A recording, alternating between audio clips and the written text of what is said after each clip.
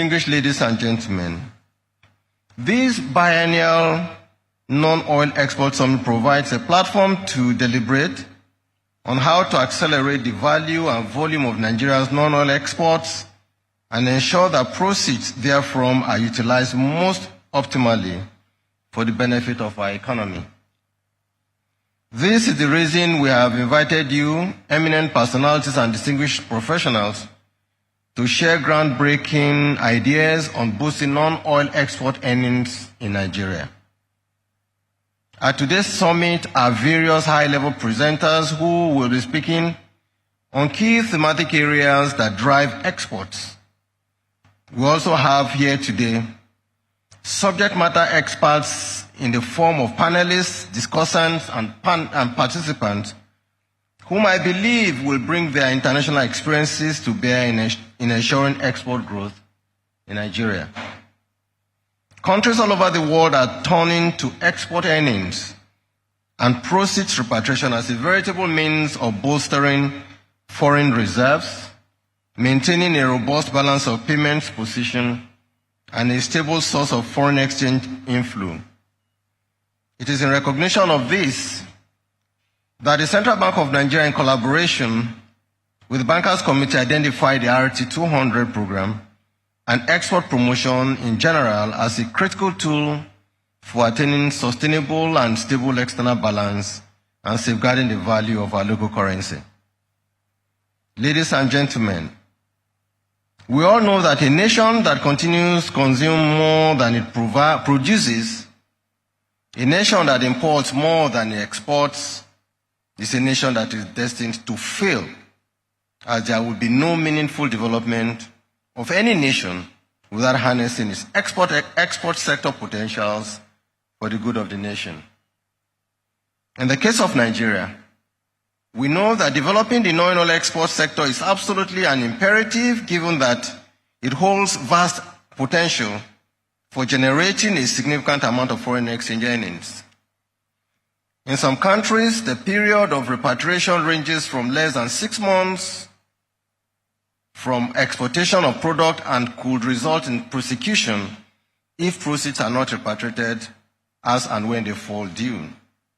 In Ghana, for instance, export earnings must be repatriated to the country, at least 40% of which must be converted to the domestic currency within 15 working days of repatriation.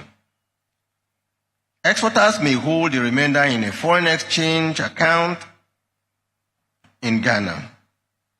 In India, the Foreign Exchange Regulation Act permits realization and repatriation of the export proceeds within the 9 months from the date of export. In these countries, it is compulsion. If you don't, you break the law. In Nigeria, whereas it is compulsion to so a little extent, all we do is monitor and appeal to exporters or for people to export, and when they do export, that they should repatriate their proceeds and use it for the good of their company and the country in general. We keep hearing cases of people trying as much as possible to sidetrack the process.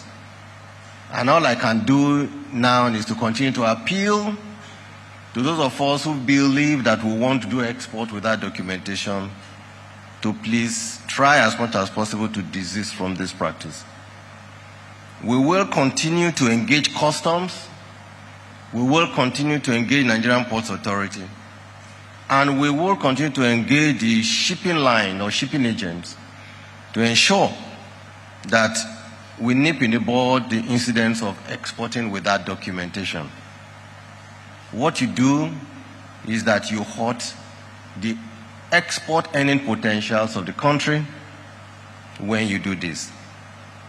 About 3 years ago, when I held a meeting at the Central Bank of Nigeria, Lagos, with the shipping lines, I had said that the Central Bank will be beaming some searchlights on undocumented exports. And we had advised the shipping lines at that meeting that we would also be monitoring, and if we find that they export cargoes without documentation, that we will penalize them, including placing their accounts on PND. post-no debit, and I'm sure we all know what post-no debit means. We have so far not done anything like that, just because we feel that our shipping lines will be responsible to do what is right. But if we do not see the kind of cooperation that we'll expect, I'd have to insist that we will do what we need to do. For any export to a warehouse established outside India, for instance, with the permission of the Reserve Bank of India, export proceeds can be repatriated within 15 months from the date of shipment. Many countries of the world have these requirements to ensure effective export repatriation back to their countries. Ladies and gentlemen, we will agree that the challenges facing our country today are many and evolving. These challenges require the enactment of unconventional, innovative, supportive, and complementary macroeconomic policy actions that are inclined towards a market-based financing system. Some of these innovative ideas could spring from deep system thinking and powered by technology to engender growth and rapid transformation. Unfolding global economic development suggests that monetary policy was reaching its limit and would need complementary help from other spheres of the economy to propel for sustainable advancement. Our Naira for Dollar and RT200 initiatives are all attempts in that direction to drive long-run economic development. Today, I am happy to note that the RT200 program has made, and I use the word, tremendous progress in export proceeds repatriation since its establishment in February 2022. When we started between February and March, because we were taking quarterly numbers, in February of 2022 and March, it was only 62 million. By the second quarter, which was April to June, it had risen to about 600 million. By the third quarter, July to August or September, it had risen to over 900 million. Available data shows that repatriation due to the program increased by 40% from $3 billion in 2021 to $5.6 billion at the end of 2022. The momentum for 2023 is equally showing strong numbers and impressive prospects. In the first quarter of 2023, a total of $1.7 billion was repatriated to the economy, while about $970 million was sold into the INA window year to date. The balance of the proceeds remained in the export domiciliary account of our exporters. And please note that proceeds that are not sold at the INA window cannot and will not be eligible for our rebate.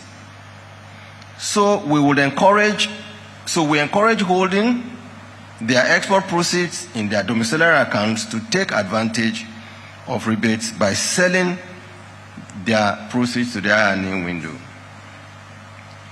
And I think it's also important that I say that given the tight global financial market condition that we find ourselves today, where sometime last year we saw when rates began to grow aggressively at the global financial market, we saw almost close to about $100 billion outflows from emerging markets back to the United States.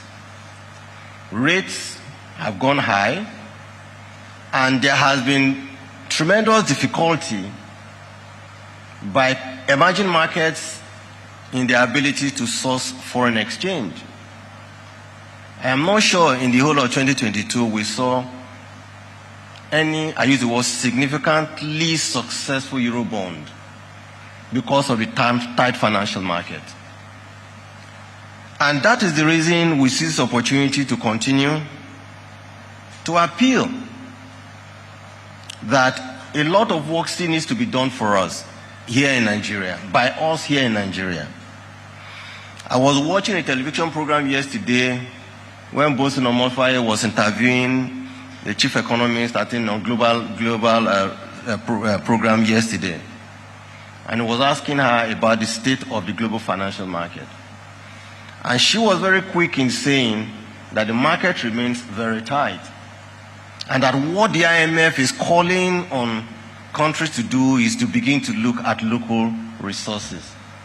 How do you harness your strengths and generate revenues, not just the Naira in this case, for you to run your fiscal operations, but also diversify economy in a state to a state where you are able to source, to export and raise revenues, foreign currency revenues, to meet the import obligation of people who would like to import. Our journey towards diversifying the base of the Nigerian economy has always been there. We've always talked about it.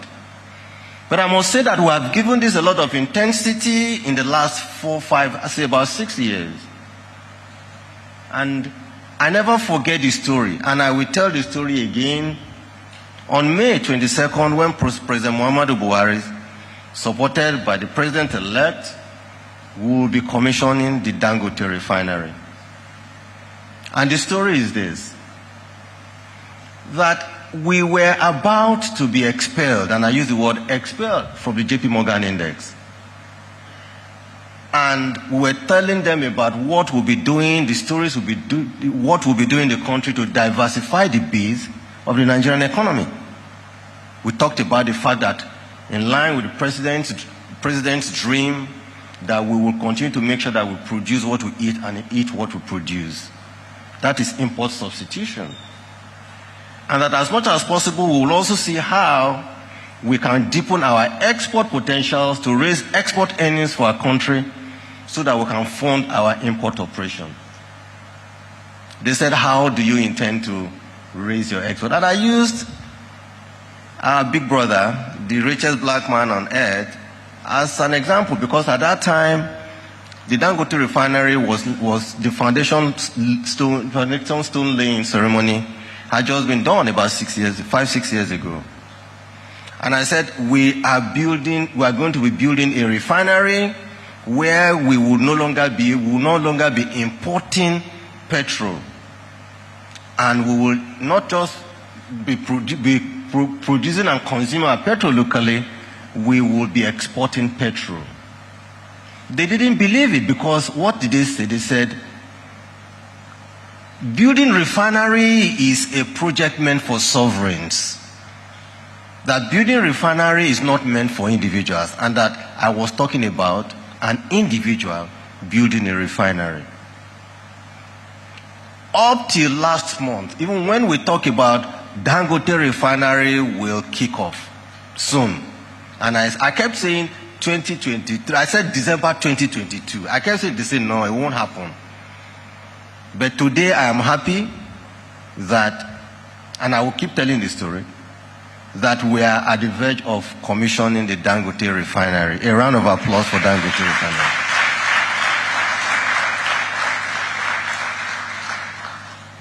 I am saying this because it is not easy for you to make a commitment, and after making the commitment, you work tirelessly towards ensuring that you achieve that commitment. The story of the success of our RT200 program, which is raised to $200 billion in 5 years, I believe is a story that we will tell successfully, I'm sure, by the end of this year. Aside from the fact that, yes, Nigeria today is the largest producer of rice, which was one of my testimonies, or one of the testimonies I give today, because of the commitment I made about 7 years ago at New York, at the JP Morgan Index team. I am happy that we have made other progress. At that time, 6, 7 years ago, in the production of fertilizer, or the base raw material for fertilizer, which is urea, only Idorama was working effectively with one train at that time, 1.5 million metric tons. Indorama was struggling. And at that time, we also had Notori that was also struggling. Even till now, Notori is still managing and struggling. After that, in the course of our push, encouraging companies into export, we saw Indorama also now commissioning their second train, bringing their total capacity to 3 million metric tons of urea annually.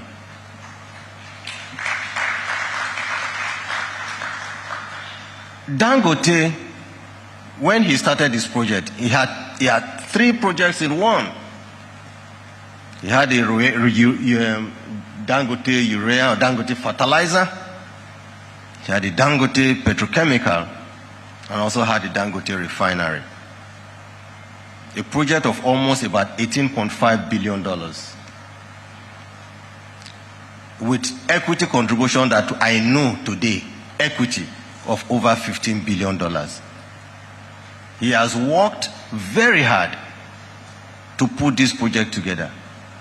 One of those projects is his 3 million metric tons fertilizer plant, which was commissioned last year by President Muhammadu Buhari. So today, from just less than 1 million metric tons 5-6 years ago, Nigeria, and then let's not forget the history of Nigeria. Nigeria used to import fertilizer. Fertilizer used to be one of the essential commodities that were being imported into the country. There were a lot of scandals involving importation of fertilizer into Nigeria. Today, Indorama has 3 million metric tons capacity. Aliko Dangote fertilizer has 3 million tons capacity. Indorama has 500,000 tons capacity. Nigeria has grown to being a country that has fertilizer production capacity of 6.5 million metric tons. We have grown from a country that imports fertilizer. That's not, for purpose of data, Nigeria's own requirement is only 1 million metric tons. So today, Nigeria has grown from a country that imports fertilizer to a country that has achieved import substitution in fertilizer production and is now exporting fertilizer to the world. That is a major story. So we have transited from being an importer to a country that produces its own fertilizer for domestic use, and we have transited further down into being an exporter of fertilizer. And I know there are many other products that have been imported, but the giant of them all comes by the special grace of God on May 22nd, when that fertilizer plant will begin to flare. And after a few weeks after that, we will feel, not just see or dream, we will feel that Nigeria now produces its own products, petroleum products. That is what goes into not just commitment, but commitment that translates into action and that translates into result. I've decided to give these testimonials so that those of us who are exporters in this hall, those of you who truly urge to become exporters, that we are available to give you all the needed support. We are ready to break our back to ensure that we provide all the resources that you need for you to achieve this goal. And that's the reason we said, when we launched this program, that we have about 500 billion naira available for you to, as facilities, as an export facility for you to be able to do whatever you need to do, whether you want to import some plants, to process your export materials and the rest of them. That facility, the disbursement on that facility, I must confess, is as at today still suboptimal. We'd like to encourage you. And indeed, at this meeting, it's an opportunity for you to name and shame if there is a bank that you have spoken to that has not responded to you, so that we can appeal to that bank to be more responsive. Because by being responsive to what you want, we are able to source export proceeds that helps our economy. We are able to generate export proceeds that wins us away from depending on Central Bank of Nigeria as our source of foreign exchange to meet our imports. It is a dream, and I pray that it comes true very soon. Distinguished ladies and gentlemen, I want to assure you that the bank is committed to strengthening and expanding foreign exchange supply into the market. Naturally, you are all important in this clarion call of expanding the supply of foreign exchange inflows into our economy. For exporters flying the flag of Nigeria in the international market, the Bankers Committee and the CBN stands ready to partner with you to achieve your goals. You can benefit from the many financial programs introduced by the CBN through your bank, and as such, grow your business exponentially. I therefore call on all of us to candidly interact this morning and afternoon or today and make constructive and innovative suggestions towards exploring the non-oil export sector as a more sustainable means of increasing financial flows into the economy and generating employment to support growth of our country.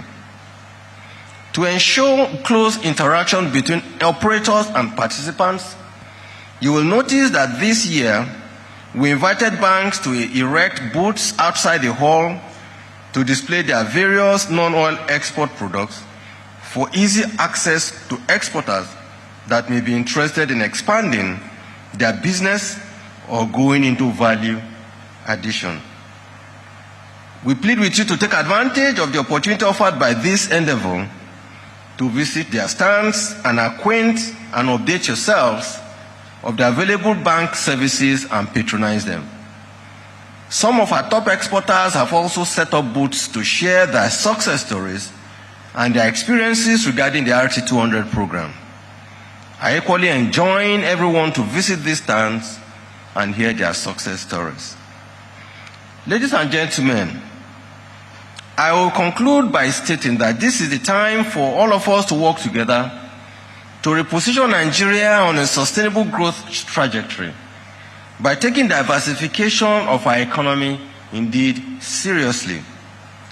There is no better time than now to synergize for the benefit of our nation as we implement a coordinated policy agenda that will support the economy and improve economic activities.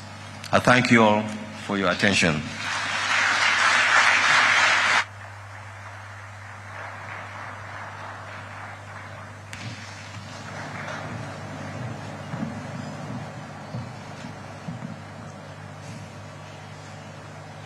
Thank you very much, the Governor of the Central Bank. Shall we put our hands together one more time for him? For the love he has for country, for his passion in pushing the non-oil sector. Let me quickly welcome here a businessman and industrialist, founder, chairman, CEO of the Dangote Group, the largest industrial conglomerate in Africa. I'd like to welcome here Alhaji Aliko Dangote, GCON. Also here, representing His Excellency, the Governor of Lagos State, Mr. Babajide Sanwo-Olu, is an engineer, a banker, and a man of many parts. I'd like to welcome here the Commissioner in charge of Economic Planning and Budget, Mr. Samuel Egube. Welcome. And so, Your Excellencies, distinguished ladies and gentlemen, the Governor has laid the foundation. We now have a roadmap. But we also need to understand the intricacies, the challenges, the prospects in the non-oil sector in Nigeria. And that's why we have this short documentary on the non-oil export in Nigeria.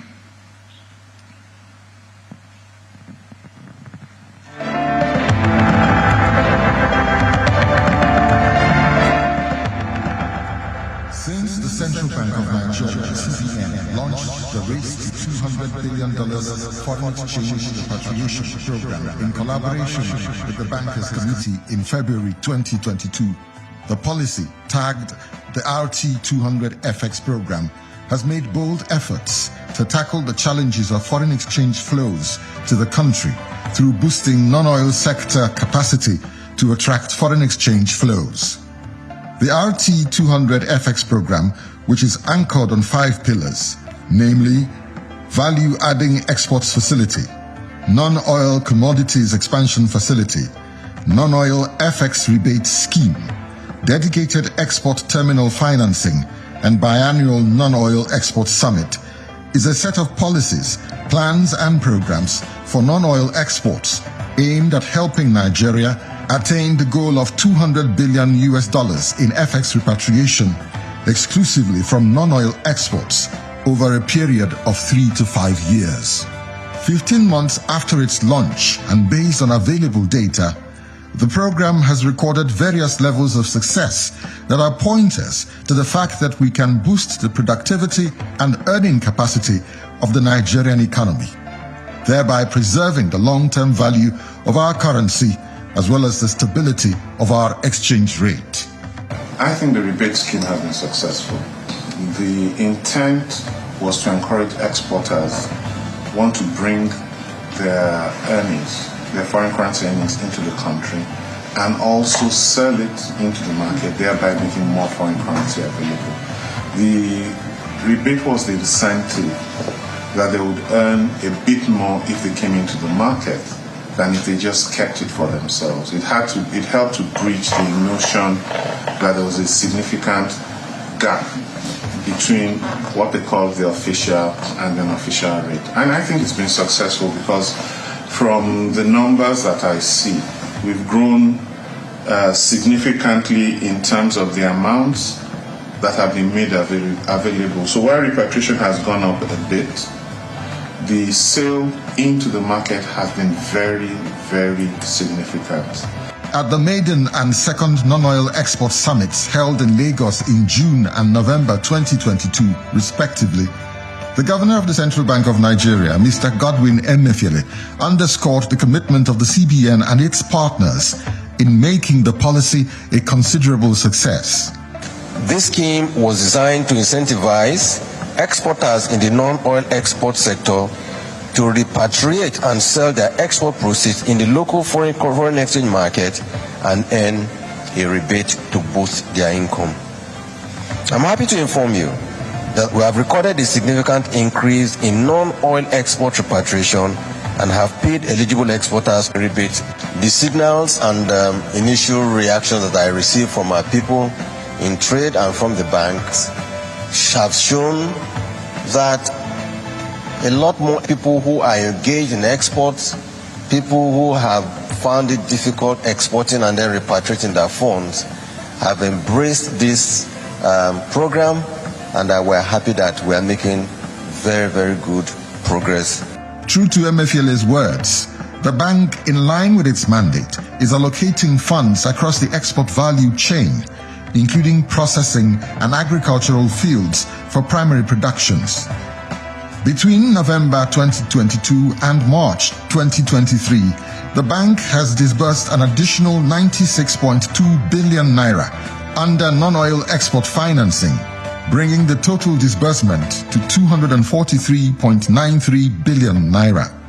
Through the R200 initiative, the non-oil export sector in 2022 recorded a significant growth of $5.599 billion compared to $3.19 billion in 2021, with a growth rate of 71.51%. Over $1.74 billion has also been repatriated within the past 3 months in the non-oil sector in 2023.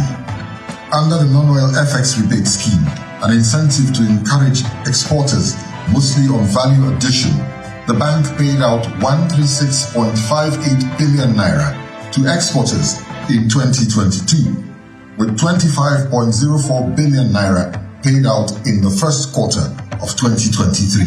Over $1.36 billion has also been repatriated within the past 3 months in the non-oil sector in 2023.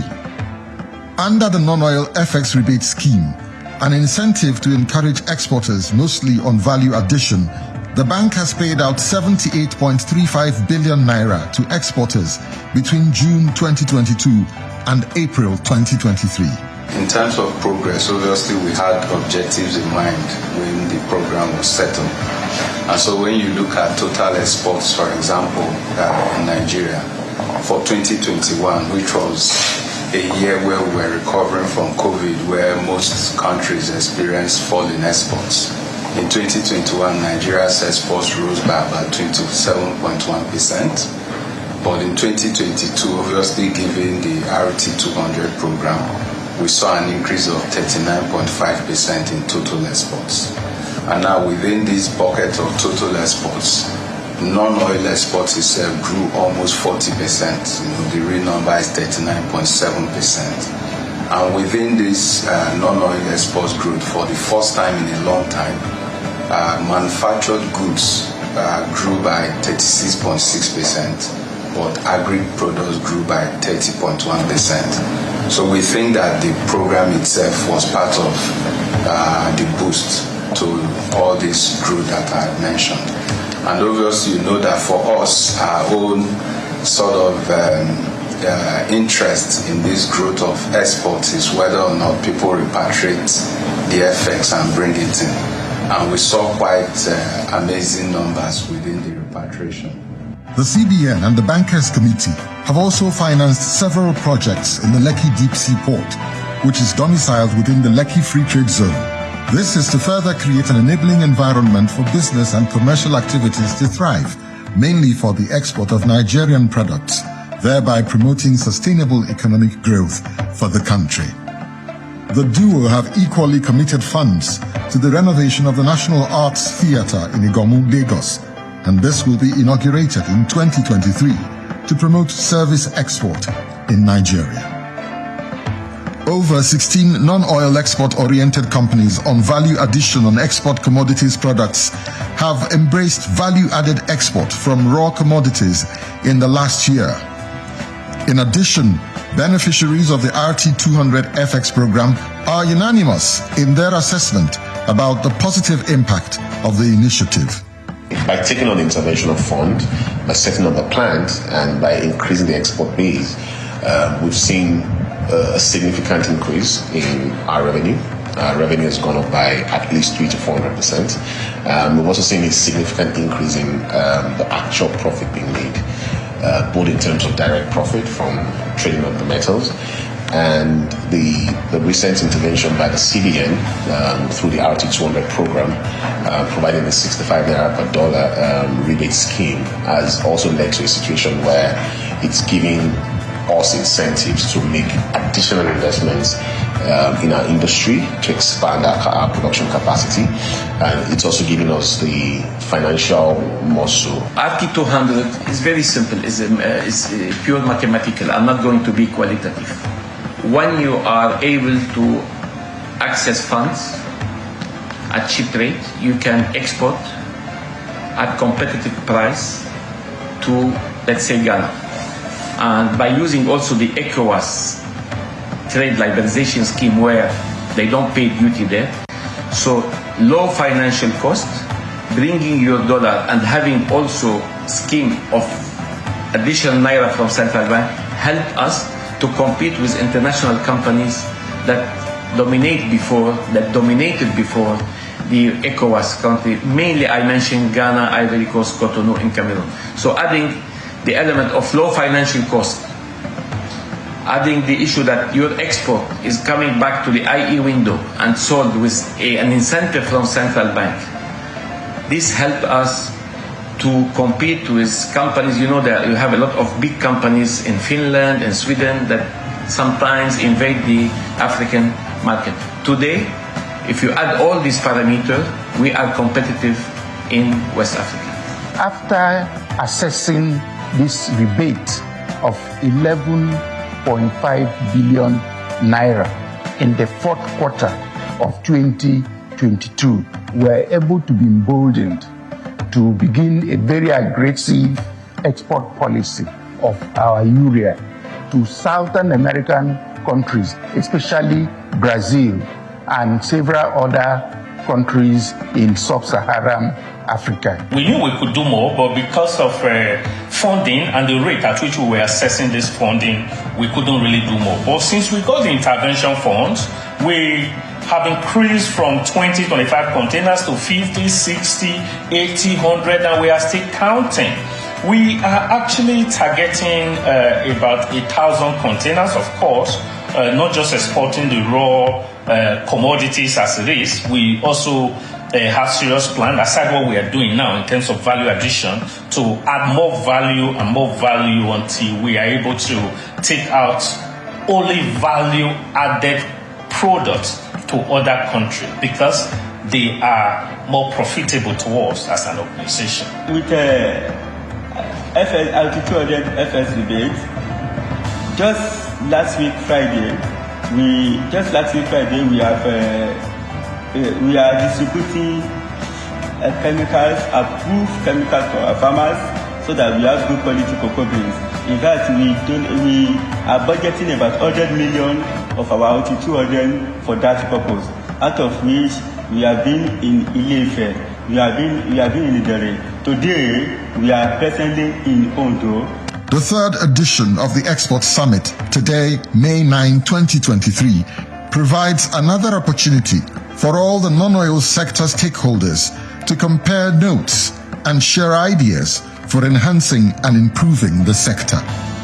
The goal remains to make export contribute 50% of Nigeria's foreign reserve earnings in the next 4 years. And the strategy of the CBN is that of a shared agenda with all its stakeholders, namely government, citizens, businesses, diaspora, investors, and operators, to create at least 1 million additional jobs annually due to increased productive export-related activities in Nigeria. Indeed, with all hands on deck, we can be assured of a greater tomorrow where the nation's economy is truly diversified away from its heavy dependence on crude oil into a flourishing multi-product economy driven by export from agribusiness, solid mineral, manufacturing, and services.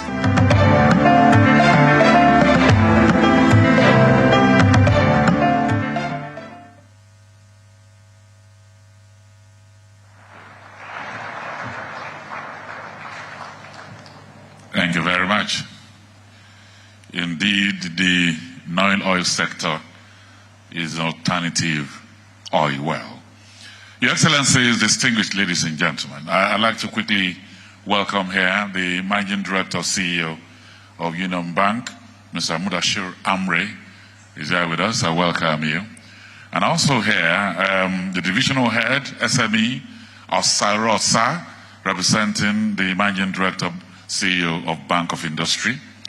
Mr. Tosin Dewi, ED Corporate Banking, representing the Managing Director of First Bank of Nigeria. And Akintunde Folorunsho, representing the ED Nigerian Export Promotion Council. I welcome all of you. Your Excellencies, distinguished ladies and gentlemen,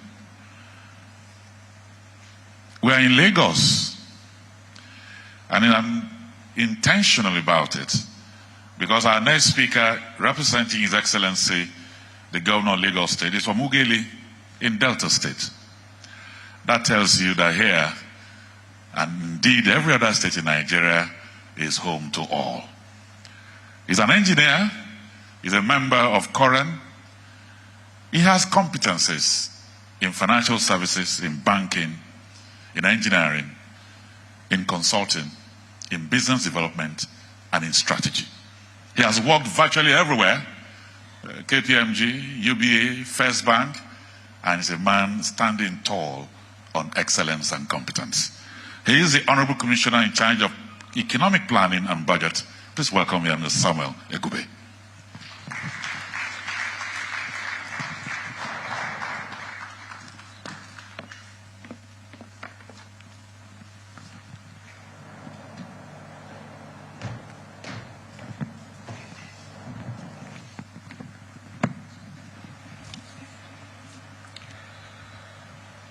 The Governor of the Central Bank, Dr. Godwin Emefiele, CON, the body of Deputy Governors of the Central Bank here present.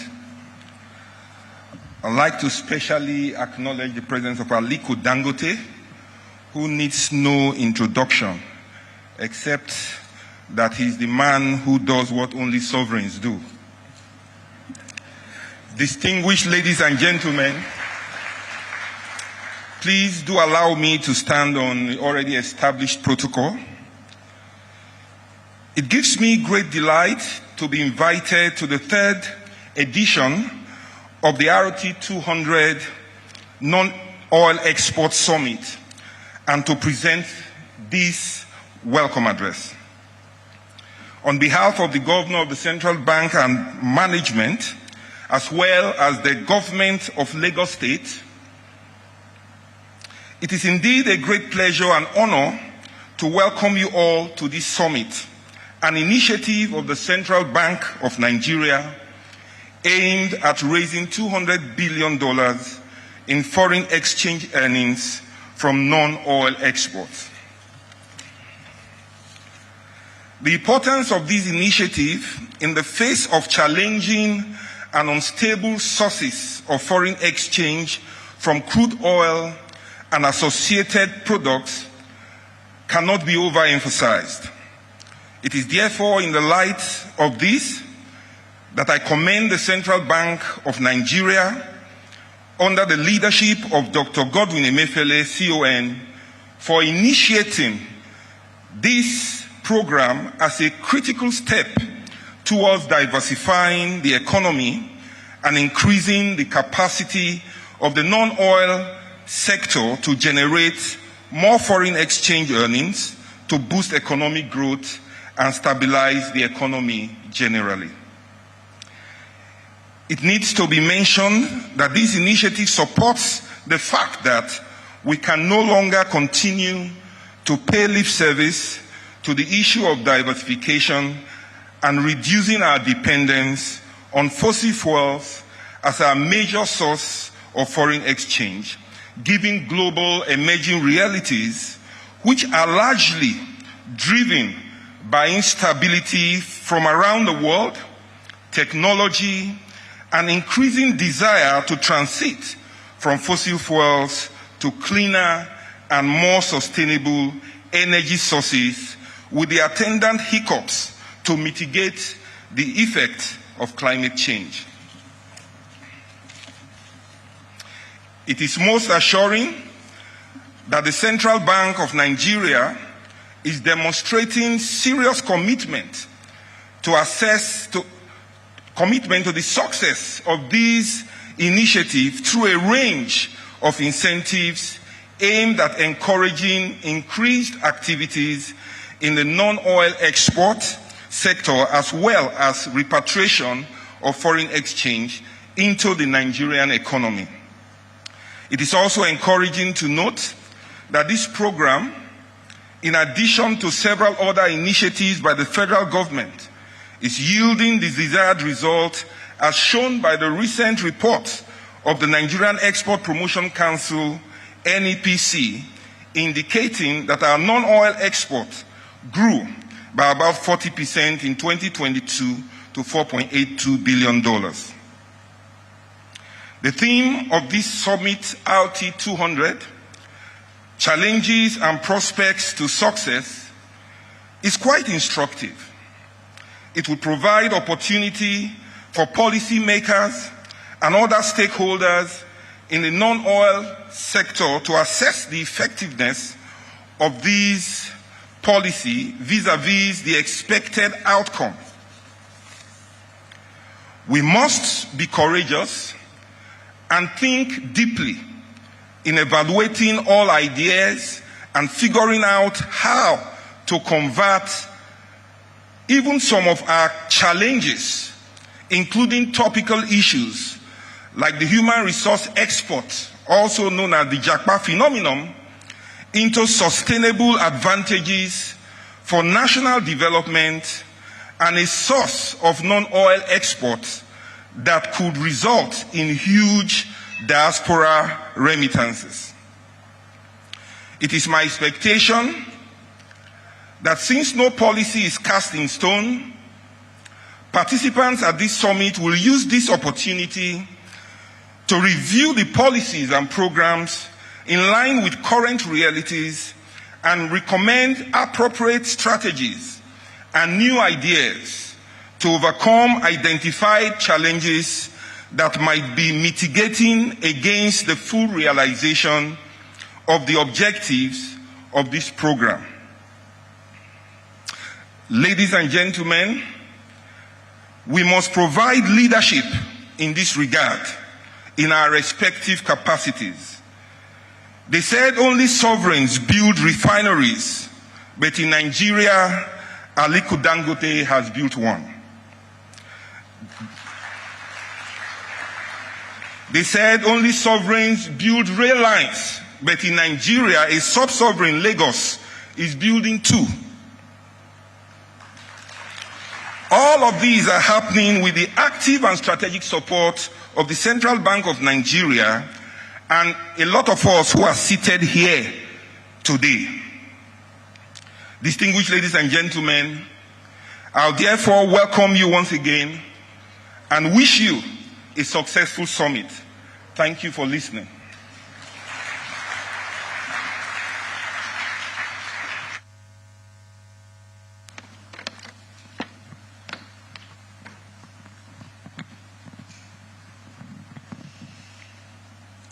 Thank you very much for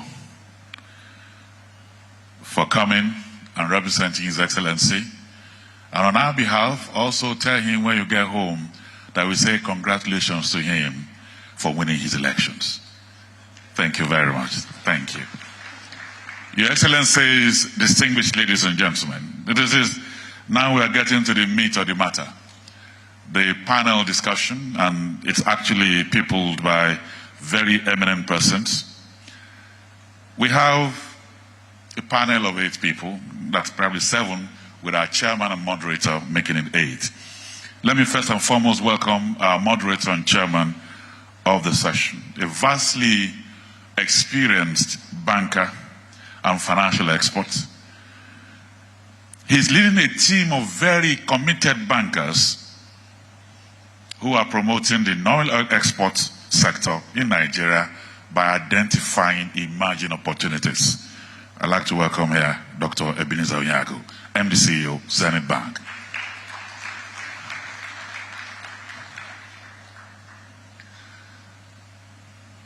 In the panel, we have the Bank of Industry. This agency serves as catalyst in export space. Do you want to be at the edge, middle, or here? Which one do you prefer? Okay, there. The agency serves as catalyst in export space, and about a year ago, invested in export-oriented women-led business with USD 10 million. Hence was selected to speak at the summit to share insights. I'd like to welcome here Mr. Osaro Osa, representing the Managing Director CEO of Bank of Industry, Mr. Lukaide Beton. Mr. Osaro, please. Starling Global, a prominent cocoa producer and supplier to many international buyers for more than 50 years, hence was selected to be part of RT 200 program. I have here the MD CEO of Starling Global and Deal Nigeria Limited, Mr. Adini GMA.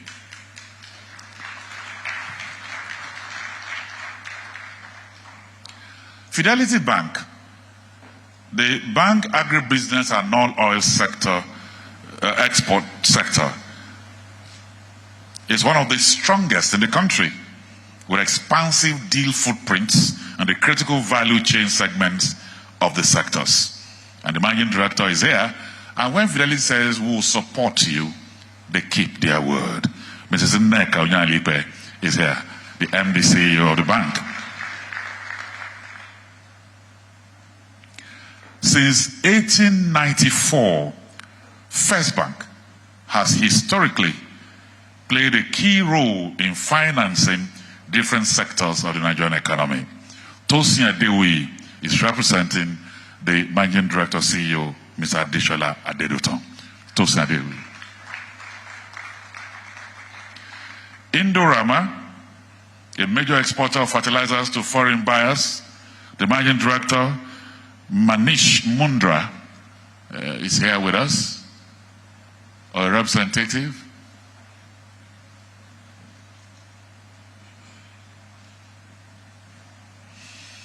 And then we have the company that provides raw materials for industries such as beverages, cosmetics. The company that diversified brands are exported to Europe and America. TGI Group, Mr. Rahul Savara, is also here.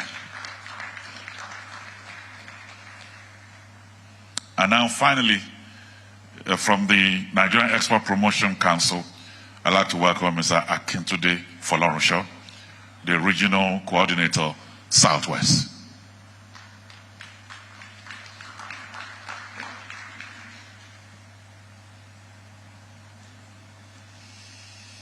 So, Your Excellencies, distinguished ladies and gentlemen, there you have them, the panel of very eminent people. I'll hand over now to the moderator. Over to you, sir.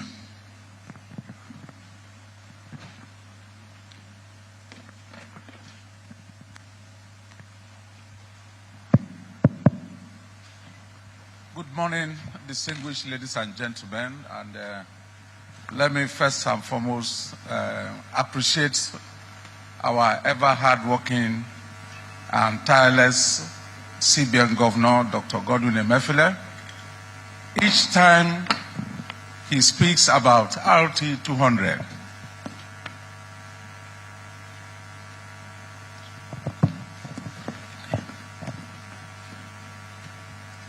sorry, I understand I need to make a presentation, but however, my opening remarks continue. The CBN Governor has ever remained inspiring each time he speaks about RT 200.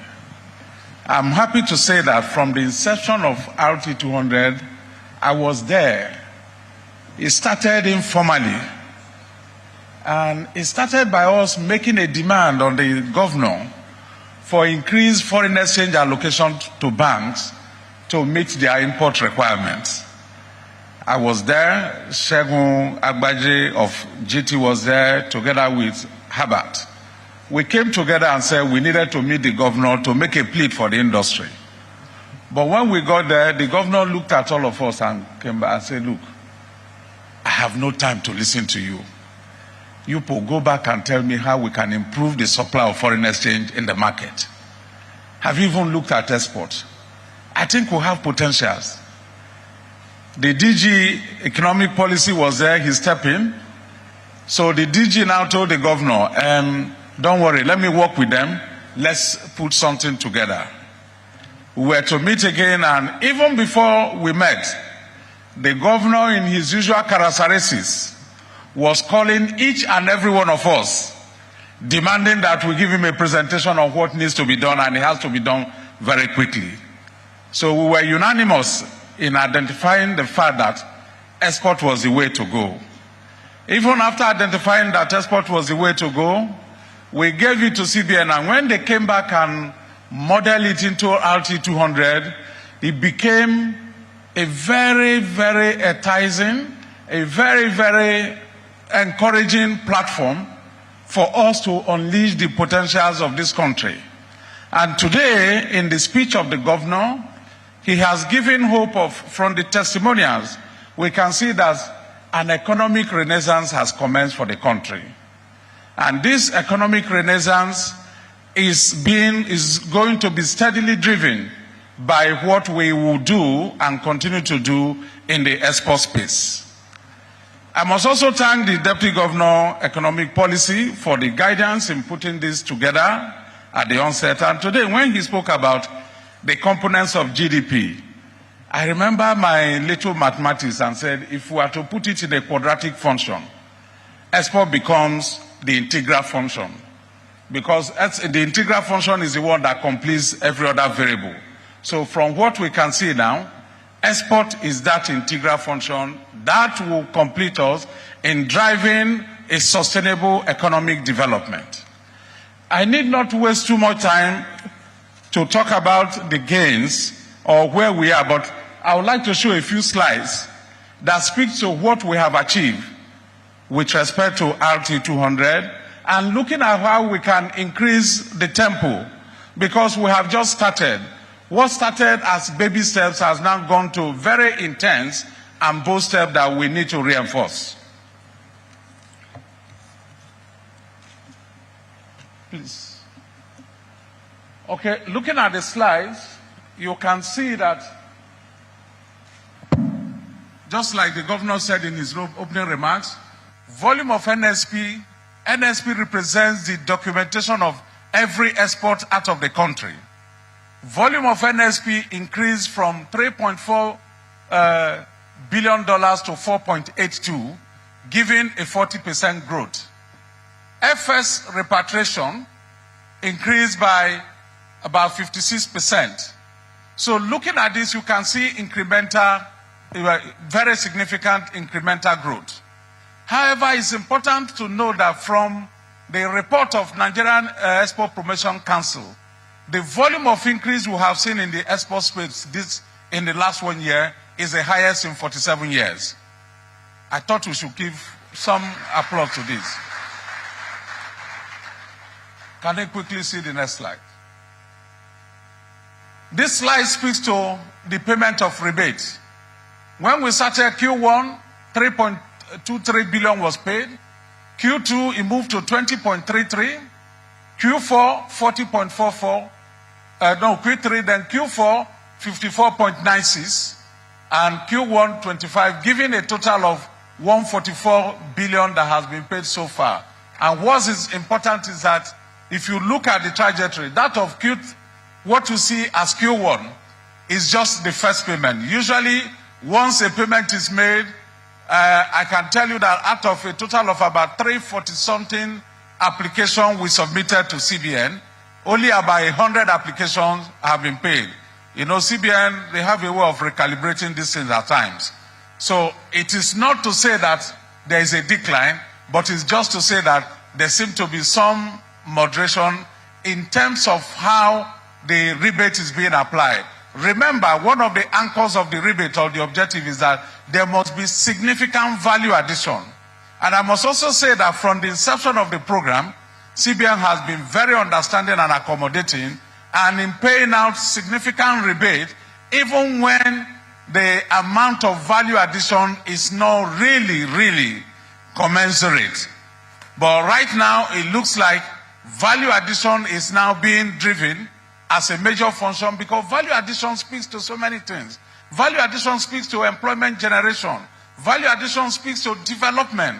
Value addition speaks to the fact that, yes, we are not taking our items in the primary form and exporting, but processing, and it will help us to enhance our competitive standing in the international community. So, where have we achieved this? In looking at the achievement, let's quickly look at the pillars. These are the 5 pillars: value addition, non-oil commodity expansion facility, non-oil FS rebate scheme, dedicated non-oil export terminal, then biannual non-oil export summit. Let's look at how far we've achieved. Value addition, like we saw from the testimonial of some of those interviewed, a good number of companies have started increasing in terms of the value addition level of their operation. I can speak to the fact that cocoa, cashew, soya bean, etc.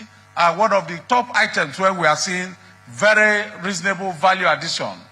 Then there's also been significant increase in the export of aluminum, lead, and copper ingots, metal, and all that. But the remarks I have here is that we need to look at the infrastructural requirement for value addition. Value addition talks about processing. It's operational. So you don't just wake up and say you want to do value addition. You need to make some investment into it. Then the capacity and experience to sustain this objective is also something we need to look at. So maybe when we start looking at areas of the advocacy, we may look at how to remodel the advocacy to create awareness and see how we create partnership with institutions and organizations that have experiences outside the country that we can attract to come in here. Next slide. Pillar 2, non-oil expansion credit facility. There have been a number of credit facilities that CBN has put in place. I enumerated them there. But what we see there that there have not been significant increase in funding for primary production. Not so much is going into value addition. So this is one area where we have to look into. I'm aware that the likes of Starlink is going into partnership with some international organization, and I know he's made almost 4 or 5 trips to London in the process of having to consummate that. I think we should put our hands together for Alaji. Then we also need to look at high-value non-exportable commodities that can establish robust funding for aggregators and anchors within the value chain. Because if we expect that growth should be seen, we have to start from the base. We have to start from the growers. We have to start from the farm. And let's build capacity. Let's enhance their competencies and ability to produce what is required for the next linkage. Let's go to the next slide. Non-oil exports rebate. This pillar remains the most significant driver of the scheme. This for obvious reason. But also there are complaints from some exporters that, well, how they wish that items that don't add value, they understand it that 65 naira per dollar is paid for rebate for value addition items. But some are clamoring and saying, even if we don't add value, can we get 10 naira? Can we get 20 naira? To encourage us to improve our throughput with respect to export. But this has been very, very successful.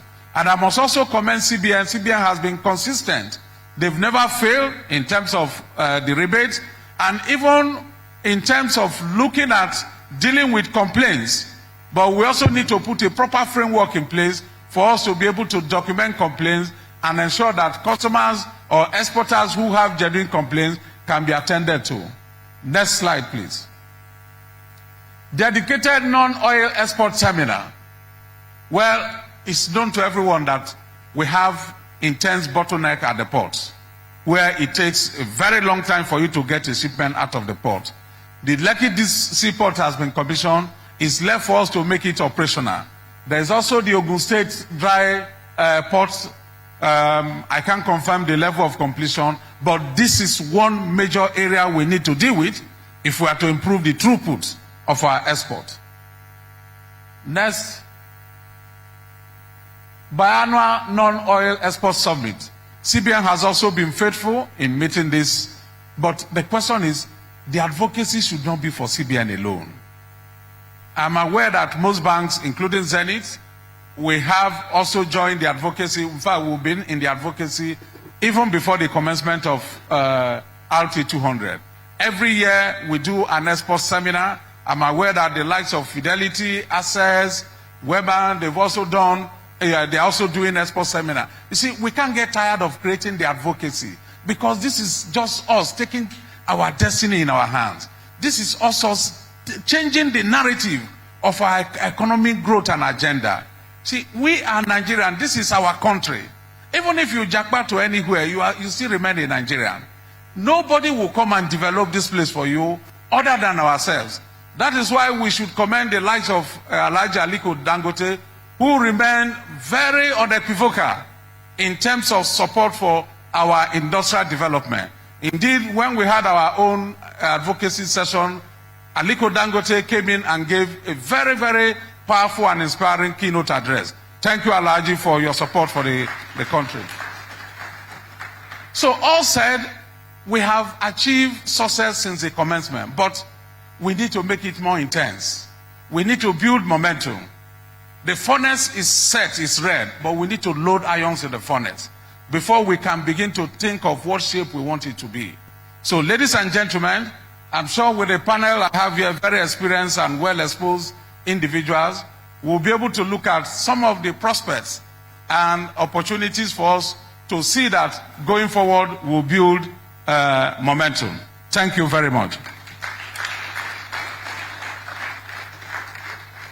I think I prefer to stand so that I can see everybody effectively.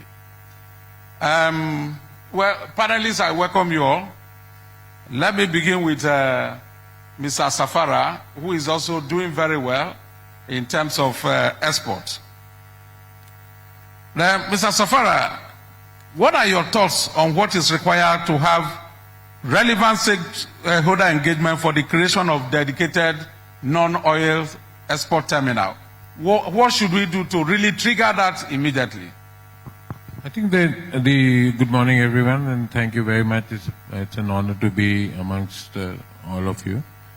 Of course, the export terminal and the blockages at the port have been a source of consistent problem. As a company ourselves, we diversified our export terminal or the output from Lagos to Port Harcourt. So now we are working with 2 ports, but that of course becomes very expensive. We have to find the right logistics means. There are tracking systems, there are different ways that we can discipline the entry and the exit to the port. So I think a lot more work has to be done there. The Lekki Deep Sea Fort has been commissioned. Of course, it's a journey. The infrastructure projects don't happen overnight. So I think there's a lot more work which has to be done in making it more accessible, more viable. The dry ports which you had mentioned, there we have to get more of those. The railway network, of course, the government has been working on. There were attempts to do that, to bring containers to the port when it was really congested. There were other options for using barges. So I think from that point of view, the private sector, the public sector has made many attempts to ensure that the throughput increases. So I guess it will still be work in progress, and we have to make more efforts to get it done. Thank you. Okay, thank you very much. So it's more of a collaboration between the public and the private sector. Okay. Now, my next question goes to the representative of the MD of First Bank, where lending for primary production has been suboptimal. Do you believe that credit risk sharing between the DFIs, CBN and Deposit Money Bank will improve this in this area of export value chain? Thank you, and good morning, all. And thanks for the initiative. It's actually a big success so far in First Bank's opinion. When my CEO attended a meeting, I believe with the governor and other CEOs, he returned and he gave me an update. And I took all the notes. I was in his office, and I got back to my desk. And he called me and asked if he needed me to repeat everything that he had said.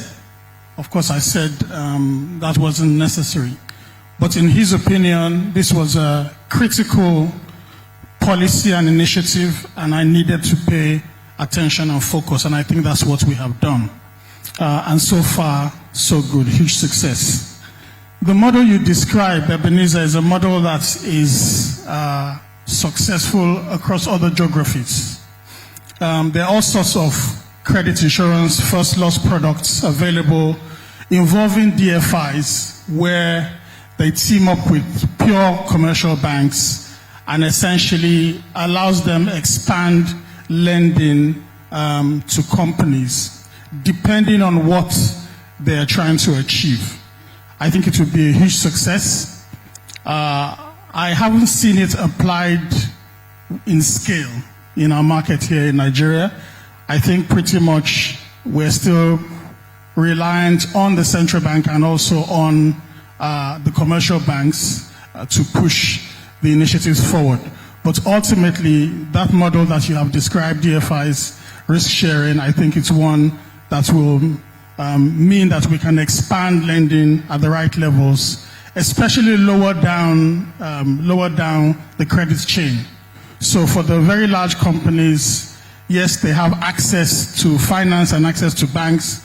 As you get it to the aggregators and you go lower down, there is some restriction in terms of the provision of credit. And I think this will be an excellent way for us to expand and deepen that. So in my opinion, this is one of the action points that we should take forward from today. Thank you. Okay, thank you very much. Which means it's something we'll probably need to take further, maybe in the bankers committee, to develop a risk sharing model that will enable really scale in terms of the deepening the funding for value addition. Because it makes no sense for us to have, the facilities are there, but the way banks see it typically is that, well, I'm at the back foot all the time. So if anything goes wrong, I take 100% of the risk. But since this is a collective national agenda, let's find a way of distributing and sharing risk so that way we engender the commitment of those who are going to take the money, and again, the role and responsibility for monitoring becomes that of all the stakeholders. Then, Neka, let's also look at funding. What has been your experience in lending to participants in the non-oil sector? Okay, thank you very much. I'm very glad to be here. Our experience has been quite good, I would say, even though this is a very risky sector to lend to. But I think as a bank, Fidelity, we're very deliberate about our approach. We first started with trying to build the capacity of our exporters. I'm sure you're aware we've run the export management program for over 6 years now, and has thrown out about 60 graduates, and most of them are very experienced now. And we're happy to announce that we have many big exporters that we trained.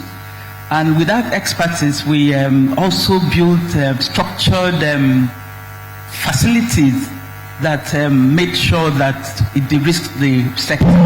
So what our experience here is very good, and so far we don't have MPLs on it. And we went further to ensure that we tried also to help with the other side of it, which is market access.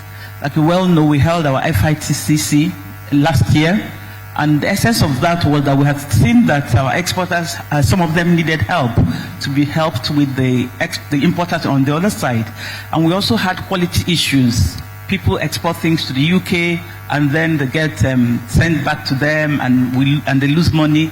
So we made sure that we held the FITC, and the essence was to get the regulators and the quality control people from the UK government to come to our expo and explain to our exporters. We went with about 100 exporters, and it was a memorable experience. So we intend to continue to do that to various parts of the world to help, because if the market access is not there, then there's nobody to sell to. So we are trying to play on all the sides of the export initiative, and we're making a success out of it. Thank you. Thank you very much, Neka. I think it's very encouraging to hear that you have 0 MPL. So we would like to know what you are doing there. So I'm sure I can see the DG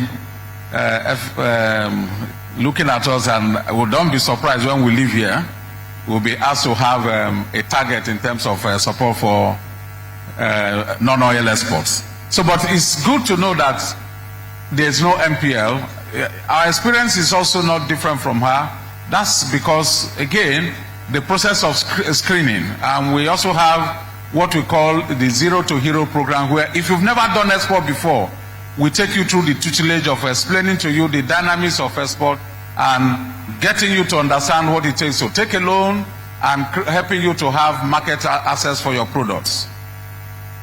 Now I'll come to Alaji. I'm going to ask you a familiar question. Because I know that not all your rebates have been paid recently. You're out of what you submitted. That I'm aware. So the complaints about not receiving rebate for qualifying export commodities. What is your advice to CBN to improve this? Thank you very much, sir. My sincere appeal goes to His Excellency the CBN Governor. The first time when we came for this Artis 200 billion, it is something very fantastic, sir. You are paid, you call some people brothers and friends, especially the custom and the MPA. Today I can tell you for that your data appeal, I think you need to do more of it. Today, the collaboration between the two of them has made the export business very easy for us. The export dedicated terminals and all those things were very good. But on the policies, especially this rebate issue, the rebate is a very good, well-intended policy. But excluding the primary product exporters is going to make more indigenous Nigerians as slaves in the hands of the foreigners. Because those are the people that are not being opportune, one, to get the anchor borrowers fund to increase production, which will have helped, especially in cocoa, cashew, and sesame seed. That will have spring up the industrial revolution we are looking at.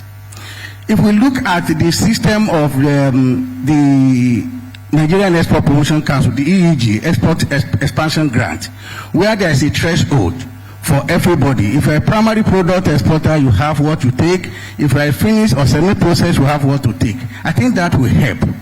Because as it is now, the gap is going to become wider between the people that are doing primary product and the semi-processed and finished, processed products.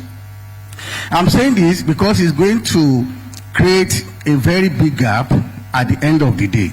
My appeal is if we can look at that program again, it will help and it will reduce the gap between the finished product people and the processors and the primary product exporters, so that they can also grow into processing.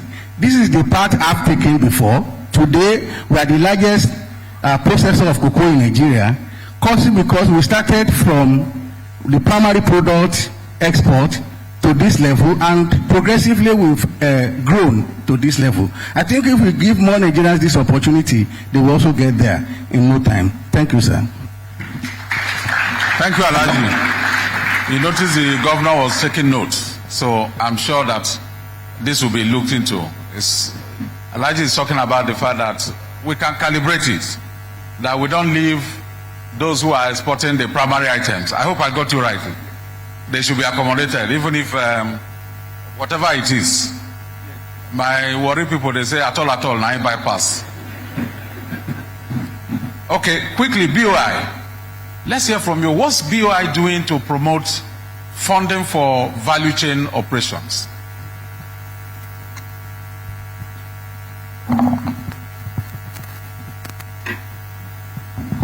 Okay, thank you. First, let me apologize on behalf of my MD, who is not here. He's out of the country, and he has asked me to come to represent him. So, a sincere apology for not being here. Where BOI, from the one, we're a mandated institution. The purpose of BOI is to support the industrial sector of the economy. And that we do by providing funding across the chains, especially in value adding areas, agro-processing, solid mineral processing, manufacturing, light manufacturing, etc. So from the one, that have been a mandate. So BOI actually, before the ROT 200, what the ROT 200 is trying to push is to support people into manufacturing for export.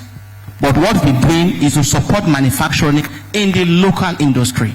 And of course, directly or indirectly, when you support manufacturing locally, what you are doing indirectly is that you're actually addressing importation. And of course, if you support local production, you are developing skills internally and developing entrepreneurship internally. And that's what we've done in the last 63 years. And that's what we're going to do. In the last 5 years, we've disbursed more than 1.5 trillion naira across industry, working with partners like commercial banks, like the CBN, and all other partners to ensure we can provide funding to the industrial sector at sub-commercial market rates. So for instance, in funding equipment which are required for manufacturing, either at the small scale or large scale or medium scale, We do that at 10% per annum. And we also have a fairly long tenure. We can give you money for up to 5 years or 6 years. And we do not just support you by providing funding. We work with you to develop capacity, and if there are challenges along the way, we come back and discuss some restructuring to ensure that the business actually survives. And that is what the bank has done in the last 3 years. So we continue to do that. Some people who supported are actually exporting. Majority are doing that informally.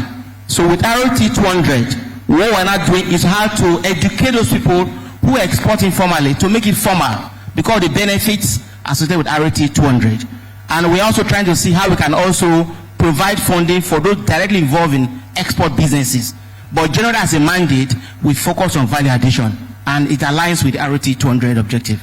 Thank you. Yeah, thank you very much. It's good to know what you've been doing in 63 years, but we also commend you for what you've done, but we need to be more intentional. So I want to suggest that it's not something you do alone. We need to look at how you can have a meeting with banks and selected exporters. Let's speak specifically to their needs. I will imagine a situation where a certain percentage of your portfolio is dedicated to this, because it's all about the same agenda you are talking about, but we want to focus more on export.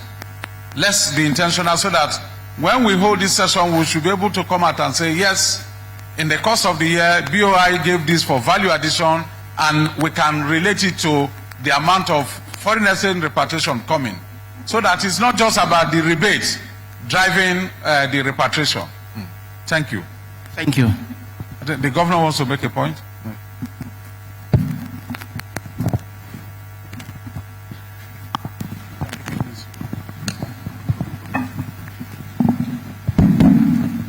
Well, thank you very much. While this is going on, what I gather from here is that in order to make this panel more exciting and interactive, I think it would be nice that we seize opportunities of these panels to call on or address some of the issues that we had spoken in the past about. And this really talks about the export terminals. And while here, I tried to contact the MD of NPA, who is unavoidably absent because of flight scheduling problems. I don't know whether NPA is here represented. Is NPA represented? Okay, we would like NPA to speak, although the MD had sent me a note that you will be talking about the export terminals that have been, the terminal operators that have been licensed, and that 4 are operating now. It will be nice for us to know that we are making progress in trying to make the export of goods out of our ports a little bit better than it had been in the past. I'd also requested that the customs speak, so it will also be nice for us to hear from customs while I also try and address issues bordering on risk sharing and other matters.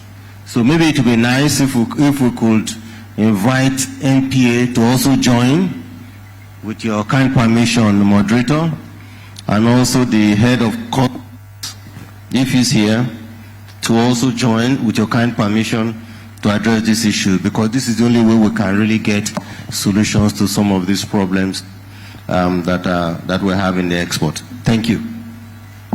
Well, Governor, I'm just getting guidance here that they are in the next panel. Oh, okay. They are in the next so panel. Maybe what we can do take is your time then.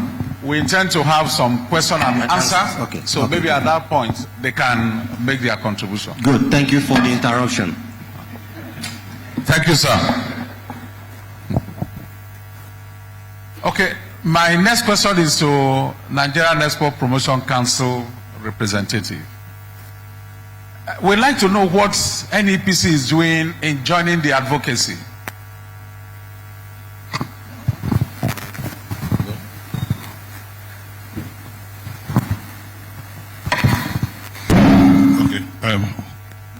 Good morning, everybody. Thank you, Mr. Moderator.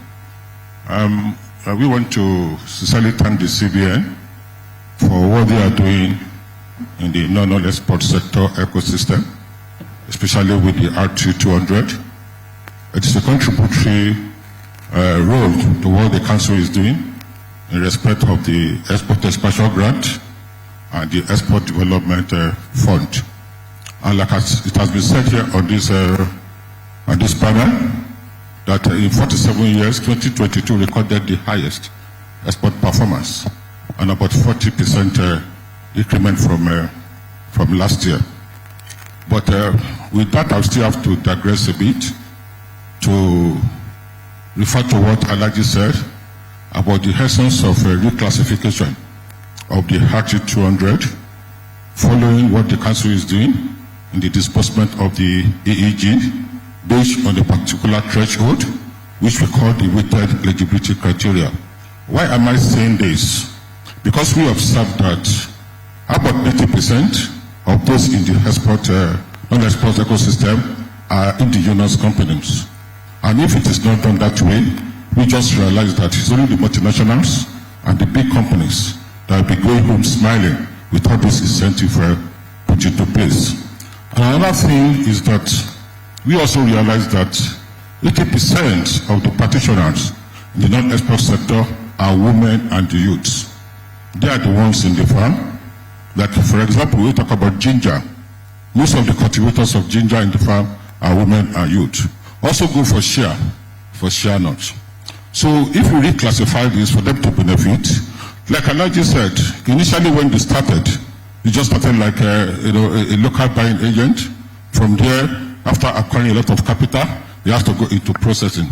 So if we encourage the SME exporter in this way, we realize that they'll be able to also add value, into whatever they do. And another thing I want to talk about has to do with taking opportunities of the non-export sector. I realize that as a nation, we are not really taking opportunities of what you have the non-export sector. For example, I want to refer to Benue State, which we refer to as the food basket of the nation. That state is where a single person will have 8,000 stands of orange and mango trees. The only intervention in that sector is Transcorp, which can only absorb about 5% of what is produced. What we are saying is that we can invest in that sector to start producing concentrates, because we're a nation that drinks a lot of juice. So we can invest into that sector. So another area has to do with the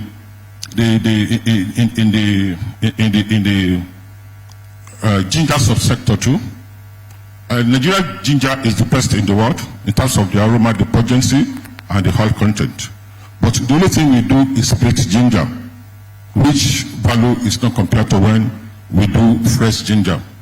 Now, in the production zone, which is the Kaduna State, there is no washing center or refrigerated facility for us to do fresh ginger. So if you look at investment into all these sectors, we are going to get value for our export.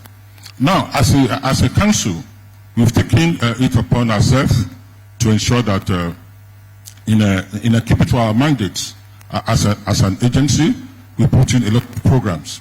When His Excellency, the governor, was talking about the terminals, what we've been able to do in the country is what we've been able to license what we call the domestic export warehousing scheme, based on the gridlock at the ports. We observe it's not very difficult in most places. We see containers spending days. So what we'll be able to do is to license some operators to have domestic export warehouse. And in that center, what we do is that we have aggregators that buy off from farmers. And with that, farmers are sure of a market for their products. They buy off from farmers and process for export. And the center is going to be a bonded warehouse. Once goods are there, we have all agencies there, custom will be there, quarantine will be there, FFIS will be there. So all that has to be done in respect of certifying, export products for quality will be done there. And once goods are loaded there, it is good as a not be checked until it's get to the ship. Thank you. Okay, thank you very much.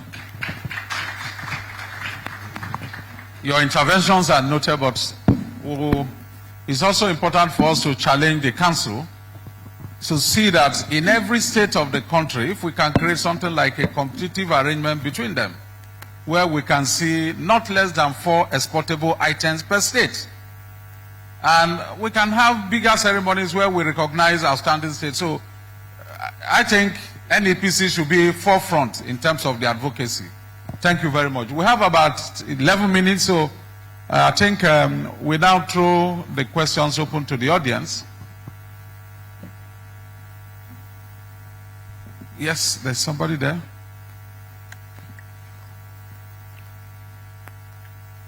So let's know your name and who your question is being directed to.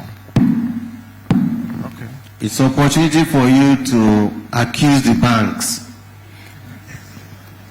If there's any bank that has not dealt with your proposal, stand up and ask the bank now and confront them. Because Central Bank is here. Good afternoon, ladies and gentlemen. My name is Taiwo Ayuade, Deputy Managing Director of Plantation Industries, processor in Akure, processor of cocoa beans into cocoa butter, cocoa liquor, cocoa powder, and cocoa cake. My question is, we want to ask the CBN to see the need or to convince us that we need to have the need to redesign this RT200. Number one, we need to have the list of products to be qualified as value addition. The present case we have, if I must give you feedback, sir, is a case where some of us are running away from the bank like Fidelity, FCMB, that they are not ready to that they are not ready to do rebate for products that are not value addition. While some other banks are saying, come, we can do rebate for products that are value addition. Number two, more transparency in the implementation of the rebate payment. As banks transparency. What do you mean transparency? Yes, name and shame. Yes, that's exactly what I'm about to say. Yes. Banks give bank creditors what they feel like. We don't know what exactly they receive from CBN. When we submit claim for 200 million, we may see 100 million or 150 million. They will say some NSP are not being paid by CBN. No further explanation that CBN has not paid some further NSP. This is what I mean by transparency. We will begin to advertise publicly the amount and the names of the companies that benefited from. Thank you, sir. Thank you, sir. That's great, sir. Thank you, sir. Lastly, sir, CBN to constitute interministerial committee to ascertain the existence and operation of the company involved. If you say you add value, there must be machine. So we will advertise for. We will not advertise for last year. For those who benefited for January to March, we will advertise it by next week so Nigerians will see. Thank you, sir. Thank you, sir. Graduate the rebate in line with EEG program. We will address that. Don't worry. Okay. Next sir. question. Put in place. Are you the only one that is speaking? Or are you the chairman of the association? Put in place measures to ensure the data are used for capacity expansion to ensure we are on journey to repatriation of 200 billion in the next 5 years as envisaged. Thank you, sir. Thank you. I think your questions have been properly addressed. So, and you've gone away with most of your ask. Yes? Yes, I want to be the voice of some of the women here. My name is Mrs. Chinwe Zenwa. I'm the CEO of Leluk Nigeria Limited. And I have to, first of all, congratulate the Governor of Central Bank for this innovative idea. It is an idea whose time has really come. Most of us have been in this industry for over 37 years. I'm a manufacturer of all the bags that is in this hall. And one advice... You clap for that. One advice and one compliment I have to give to some of the bankers. I would like to start with the Fidelity Bank MD, who, even though I do not bank with her, she made a conscious effort to take us out of Nigeria, to promote our products and seek for market outside. Wow. But I need to chastise the other banks. Thank you, ma'am. Who, in spite of all the monies they get from some of us, they have not made any effort to see how we have grown. But let it be for another day. I'm not going to mention their name. But if I have another opportunity, I will write it in the newspapers. Now, I have one advice to give to the audience. We've been talking about exports. You cannot give what you don't have. Capacity is key. In recognition of that, singularly, I set up an academy in Abuja when I knew that African Free Continental Trade was coming, to be able to raise an army of women that will be able to produce these bags, because some of us have succession planning. I'm 72 years old. Wow. And let me tell you, thank you. But let me tell you, we need the support of the CBN to grow that academy. We need to raise an army of youths to be able to do these things. You cannot give what you don't have. Capacity building is part of the non-oil export. If you're looking for RT200 and you don't have people to produce, I think you're wasting your time. Thank you. Thank you. Well, thank you, madam. Thank you for that comment. And I will respond. Director of Development Finance Department, is he here? Yeah, they would contact you, because you are very correct. You are telling us you are 72 years old. You are telling us you spent about 37 years in this. It is important that we raise an army of others that will take over from you. We are here. For that reason, the Development Finance Department will contact you, and let's think of how to work with you in your academy. But let it be, what we plead is this: let it not be an opportunity where you just want to make money. Let it be an opportunity where we truly want to develop an academy, where we will develop people that can learn from your experiences and then grow that sector of the business and then improve on export, because we are here mainly for export today. We'll look at the export potential opportunities in your academy, and then we'll work with you. Our director will reach out to you, or you may do a letter to us, and I'm sure you will be contacted, okay? Thank you. Yes, thank you, sir. My name is Ademola Oyutuji.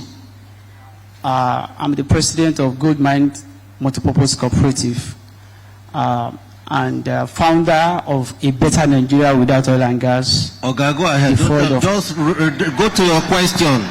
You spent 1 minute now telling us who you are. Thank you, sir. My question is, we need cottage industry for processing. And of course, I want to commend the Nigeria Export Promotion Council for different capacity building, which have been a beneficiary and which have been actually teaching people, both virtual and physical. I've done different programs online, on radio, on televisions, and thereabouts. But we need capacity building, and we need cottage industry. I want to see a situation whereby NEXIM, NEPC, BOI will work in collaborations so that we can achieve orientation and funding. I'm asking the question because different programs have been organized, and I've been a part of different programs organized by NEPC, but we see that there is no synergy within the agencies. And I'm saying that because one of the beneficiaries of my program, actually we have a contract to supply granules. A contract still done, but we talked to our commercial bank. I want to mention name. Lotus Bank, FCNB. At a point, they don't pay calls again. So I want to see a situation whereby this program will have a follow-up scale, a evaluation team, that all this money I mark for this project is actually used for a purpose. Because if the money I mark for this, all of this agricultural primary production, like Starlink mentioned, we are not going to be talking about this. By now, we'll be talking about 500, RT 500 or 1 million, not RT 200. So thank you, and God bless Nigeria. Thank you. I think the governor already spoke. We need to limit the number of questions so we can go to the next panel. Yes. Governor already spoke to capacity building and expansion, so I'm sure the Director of Development Finance will be very expansive as he considers that project. Yes, I think we can only take one more question because our time is up. Yes, the lady there.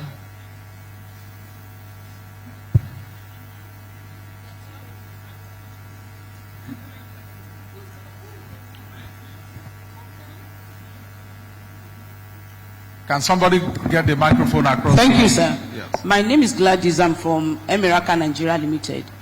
My question are just on two things that has been spoken on before.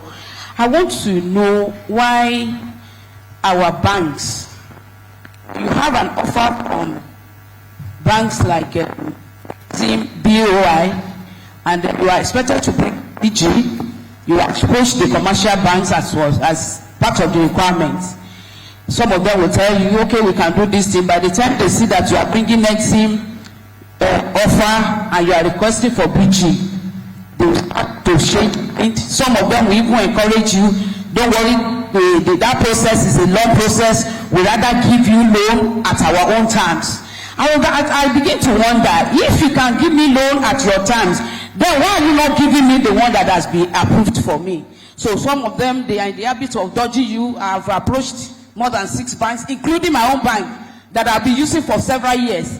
They were dodging this thing. And the same thing that they kept on saying is that they don't have anything to gain from Nexim loan. Sir, I don't know if that is correct. And if that is correct, sir, is there any situation, is there anything that can be done to remedy this for those of us that are trying to go?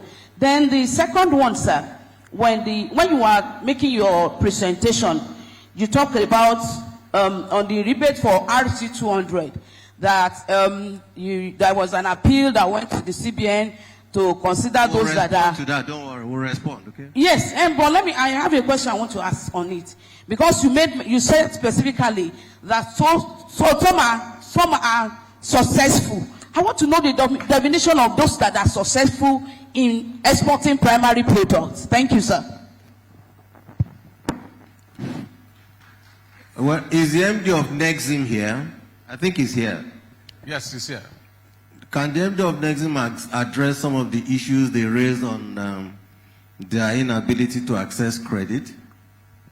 I think the question is not really. Okay, I understand. Is in the next panel? Yes. So he will also talk about it. So we have NPA, we have customs, and we have Nexim in the next panel.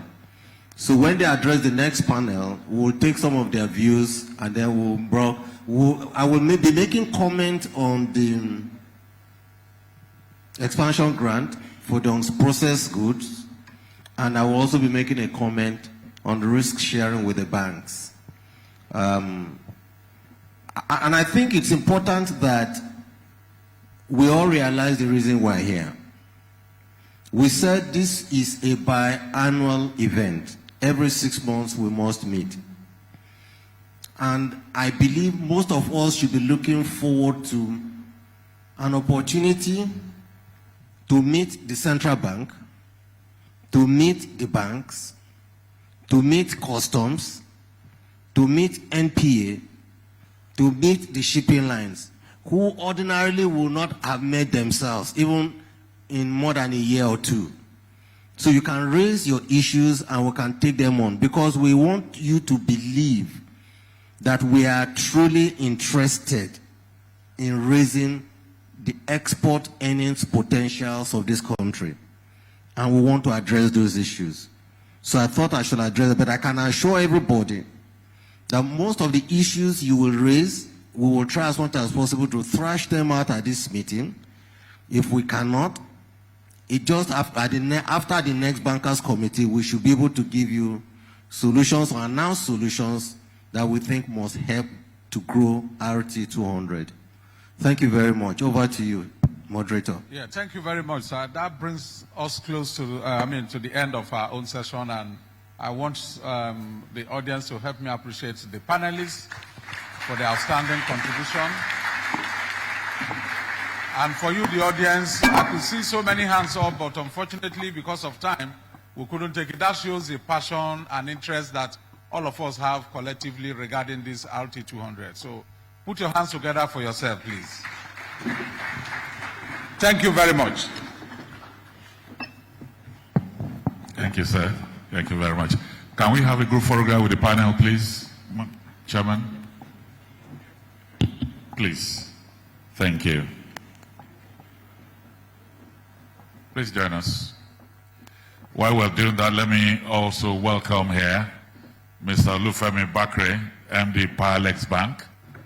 Let me welcome once again the Managing Director of Nexim Bank, Mr. Abba Bello, who will be part of the new panel.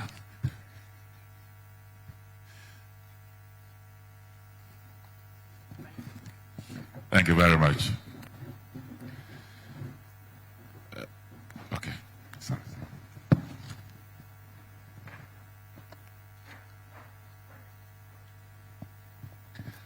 Your Excellencies, distinguished ladies and gentlemen, we will probably change the strategy a little bit for this panel.